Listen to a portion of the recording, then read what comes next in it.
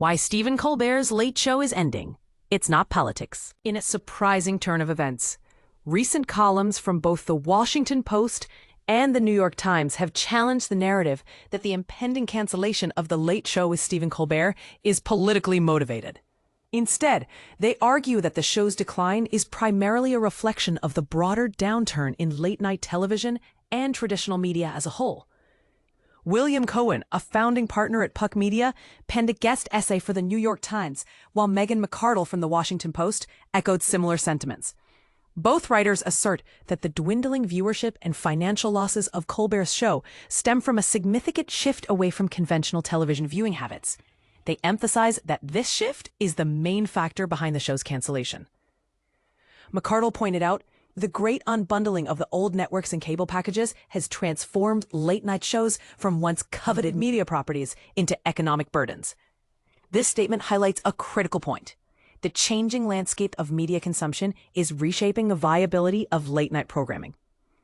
Interestingly, these columns seem to counter the opinions of Colbert's supporters, who have speculated that his anti-Trump stance is the reason for the show's cancellation.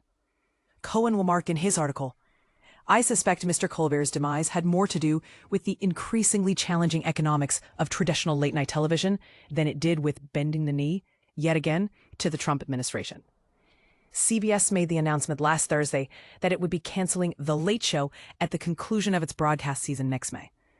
The network clarified that this decision was starkly a financial one, stating it is not related in any way to the show's performance, content, or other matters happening at Paramount. This clarification comes in the wake of CBS and Paramount's recent $16 million settlement with former President Donald Trump, following a lawsuit regarding an edited interview with Kamala Harris. The Ed Sullivan Theater, where the show is filmed, will see the end of the Late Show franchise in May 2026. Reports indicate that the show has been losing over $40 million annually, a staggering figure that underscores the financial pressures facing late-night television. McArdle noted that the ratings for The Late Show have plummeted from 3.1 million viewers during the 2017-2018 season to just 1.9 million last year, with a significant drop in the coveted 1849 demographic. Advertising revenue has similarly decreased by about 40%, contributing to the show's financial woes. Cohen further elaborated that CBS's decision to cut Colbert's show aligns with the cost-cutting measures being implemented by its parent company, Paramount Global, which has announced plans to reduce its workforce and cut costs by $500 million. He pointed out that while Colbert may still hold the title of the top late-night host, many viewers are not tuning in at 11:35 p.m., opting instead for platforms like TikTok, X, or YouTube. As a result, Cohen predicts that the fate of Colbert's show may foreshadow similar outcomes for other prominent late-night hosts such as Jimmy Fallon, Jimmy Kimmel, and Seth Meyers. This situation raises important questions about the future of late-night television. Are we witnessing the end of an era for traditional late-night shows? What does this mean for the political landscape of comedy? We invite you to share your thoughts in the comments below. Do you agree with the assessment that the cancellation is purely financial? Or do you believe there are deeper political implications at play? Musicians Union condemns Colbert cancellation, calls for courage. Imagine a world where expressing your views could cost you your job. That's the chilling reality the Musicians Union is facing after CBS's sudden cancellation of The Late Show with Stephen Colbert. But here's the kicker. They're not backing down. They're calling it cowardice, demanding courage from other networks, and raising serious questions about free speech in America. Local 802, the New York City Musicians Union, and a chapter of the American Federation of Musicians, representing the talented musicians who brought life to The Late Show, has issued a powerful condemnation of CBS's decision. Robert Suttmann, president of Local 802, didn't mince words, stating that now, more urgently than ever, is a time for courage, not cowardice. This isn't just about a show ending. It's about the potential silencing of dissenting voices. CBS claims the cancellation slated for May is purely financial. But let's be real. The Late Show was known for its sharp satire and frequent criticism of President Donald Trump. And this is the part most people miss. The timing is suspicious, coinciding with parent company Paramount's massive merger with Skydance, a deal that recently received the green light from the FCC. Could this merger be influencing content decisions? It's a question many, including Colbert himself and other late-night hosts, are openly pondering.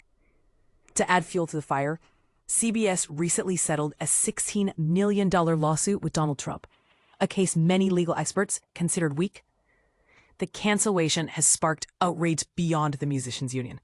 Protests had erupted, and now Local 802 is adding its voice to the chorus of concern. Suttmann emphasized that the unexplained cancellation raises serious questions about the broader implications for free expression and artistic freedom. He argues that live music on late-night shows is more than just entertainment. It's a vital platform for musicians to connect with audiences, showcase their talent, and engage in cultural dialogue. The loss of The Late Show threatens not only the livelihoods of musicians, but also the very principles of free speech and creative expression. But here's where it gets controversial. Suttmann directly addressed the elephant in the room. We need to be very honest about what's happening here. The President of the United States himself has said he hopes he play a role in the decision, and has warned NBC and ABC that their late-night hosts are next.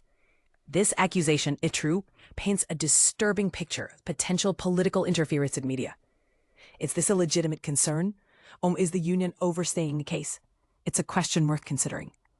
The union has vowed to take whatever steps are necessary to protect our workers. This includes standing in solidarity with all the union members who worked on The Late Show. They are urging NBC and ABC to publicly commit to resisting any similar intimidation tactics. Suttmann's full statement underscores the gravity of the situation. CBS's decision is about much more than just a late-night talk show. When an administration tries to silence criticism and dissent by asserting its power, we all need to take notice. When censorship is used as a tool to quash free speech, we must stand up together. What's happening now is not only wrong, it goes against what we must stand for as a nation. This situation raises some crucial questions. Should media companies prioritize financial interests over freedom of expression? Is it the role of a musicians' union to take a stand on political issues? And perhaps most importantly, what responsibility do we, as viewers and citizens, have to protect free speech in the face of perceived censorship? Share your thoughts in the comments below. Do you agree with the musicians' union's stance? Or do you believe CBS had legitimate reasons for canceling the show? Let's discuss.